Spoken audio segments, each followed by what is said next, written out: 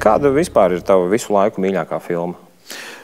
Šo jautājumu ir ļoti grūti atbildēt, tāpēc, ka, jo tu vecāks paliec, jo es dzirdēju tāds, Kiplings bija, kaut kā stāstījis un tā savam dēlam.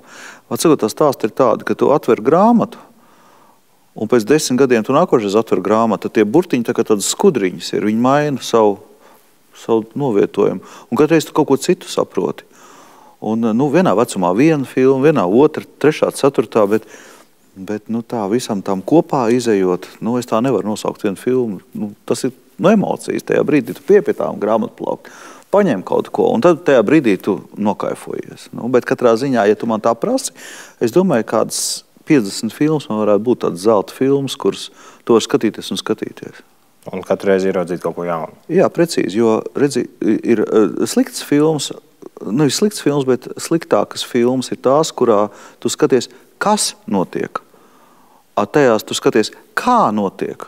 Tad tu vari skatīties 10 reizes.